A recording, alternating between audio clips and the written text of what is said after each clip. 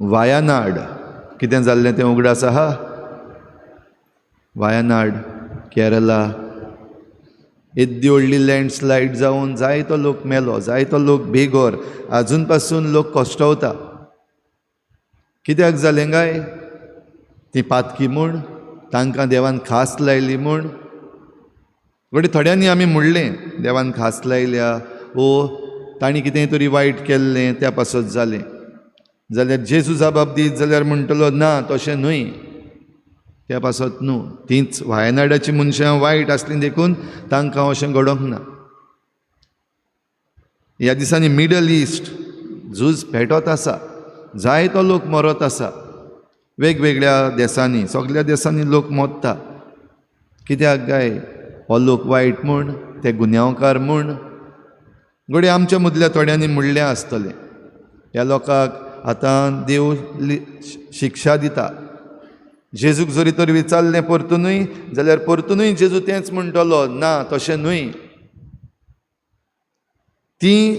तांणी जें कितें सोंसलें तें तांच्या गुन्यांवा पासत ती वायट मनशां देखून तांचो गुन्यांव आसा देखून ह्या पासत न्हय. पूण कित्याक तें कुशीन दवर. पूण जरी तर तुमी तुमचें जिवीत बदलिनात ह्या बाबतीन जाल्यार तुमी तशींच मरतल्यात. संदेश सारको नितळ निर्मळ आनी क्लीन आसा, सारको उक्तो आसा.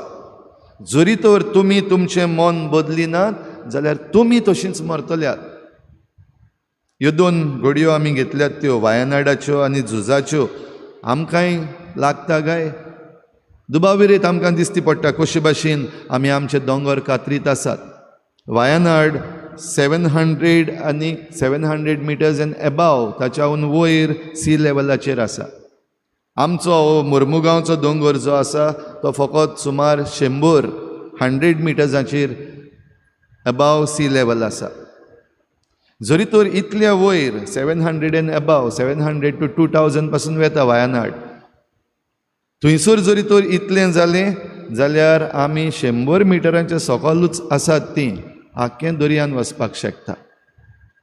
भाव भयणीनो, ह्यो वस्तू जरी तर आमी समजनात आनी तरी पूण आमी अशेंच चलत रावले आनी धोंगेपणां केलीं, जे भाशेन आमचे पॉलिटिशियन्स आयज धोंगेपणां करीत आसात. We are with the people. आमी लोकां बराबर आसा, आमी पर्यावरण सांबाळटा, आमी आमची म्हादेय सांबाळटा, आमी आमची रानां सांबाळटा.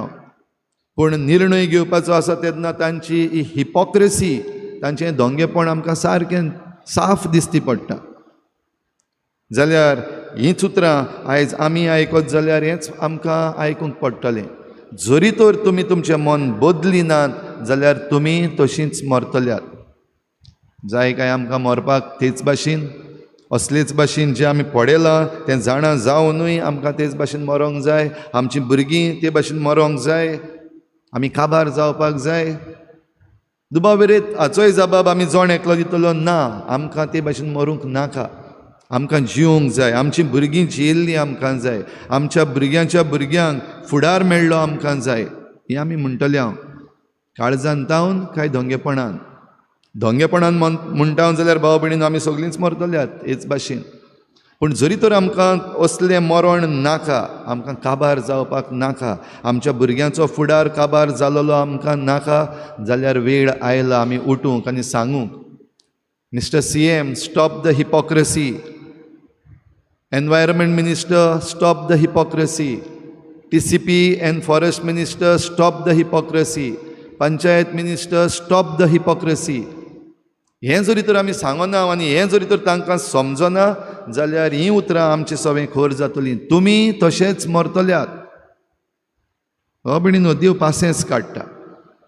आयच्या पयल्या वाचपान आमकां भाग्योन पावलो एफेसकारांक चीट बरोवन सांगता, जेन्ना आमी जेजू क्रिस्ताक ताच्या वाटांनी आमी चलतले तेन्ना सगळें सारकें जातलें. तेन्ना आमी आनीक धाकटुल्या भुरग्यां भाशेन जावची ना, म्हणल्यार जांकां समजना ते भाशेन जावची ना, आनी फटकिऱ्या मनशांचे नाडबुद्देचे शिकोवणेच्या वाऱ्यान हालचीं दलचीं ना. आयज आमी हालता, नाडबुद्दीचे मनीस जे आसात आमकां हालयतात दलयतात, फटकिरे जे आसात आमकां आयज फटयतात, धोंगी जे आसात आमकां हे भाशेन फटयतात. पूण बागेवन पावलू एफेसकारांक चीट बरोवन सांगता, पूण स्वता परमणे आनी मोगान जिवन जो आमचें मस्तक त्या क्रिस्ताचें सारकें घेयसर सगल्या वाटांनी आमी वाडत वेतल्या. चान्स आहा भाव भयणीनो आजून पासून आमी वाटोवंक, आमी साल्वार जावंक, आनी देव आमकां हो चान्स दिता तें आमकां शुभ वर्तमानान जेजून जी वपार सांगल्या तातूंतय आमकां दिसती पडटा. तें झाड फळां दिना देखून तें कातरून उडोवपाक दोनयान मागलोलें, पूण हो माली जो आसा, मळो वसयतलो जो आसा, तो म्हणटा मातसो राव, 3 वर्सां पासियेंस काडलां, आनीक 1 वर्स पासियेंस काड, हांव ताच्या मुळाक बरेंशें आडें काडटां, सारें वारें घालतां, आनी त्या उपरांत तें झाड फळ दितलें. तेन्ना जर तर तुका अंजिरां मेळना तोरूय पूण हेंय केल्या उपरांत जाल्यार मागीर तूं कातोर. भाव भयणीनो, आमचें सवें देवान कितलें पासियेंस काडलां. आनी जायते पावटी आतां ह्यो सगल्यो वस्तू ज्यो आमी करता, मागता सरकारा लागीं, कोण बरोवन मागता, कोण उलोवन मागता, कोण प्रोटेस्ट करून मागता, कोण उपास करून मागता. जे भाशेन आमचो भाव प्रेमानंद नायक आतां उपासाक आजून बसलेलो आसा, मागपाक सरकारा लागीं हें जें चुकीचें दिल्लें आसा तें फाटीं घे. जाल्यार हें सगलें केल्या उपरांत तरूय जरी तर आमी सुदरना जाल्यार जशें त्या मळो उसयतल्यान सांगलां मागीर तूं कातोर. 4 वर्सां काबार जालीं, आतां आमकां कातोरपाचो वेळ आयला जाल्यार भाव भयणीनो फकत आमीच न्हय, वाडलोलीं आसा तींच न्हय, आमी आमच्या भुरग्यांक घेवन आनी आमची फुडली पिळगा जी आजून जल्माक येवंकूच ना, तांणी हो संवसार पळोवंकूच ना, तांची आजून पासून आयडेंटिटी म्हणटा ती नाच. हीं जीं भुरगीं फुडली पिळगा येवपाची आसा तांकां सगल्यांक घेवन आमी फोंडान वेता. आनी ह्या पासत हो वेळ आमी आमचें मन बदलूंक, आमी वायट आसा तें सोडूंक आनी सारकीं जाग्यार आनीक जें स्वता प्रमाणे आसा तें करूंक. आनी हें करूंक जेजू सारकीं आमी जायत जाल्यार आमी बापा सरशीं एक जातलें. हेंच जावंक आमकां कृपा दी म्हूण हे भेटेन सगल्यांक कृपा मागुया.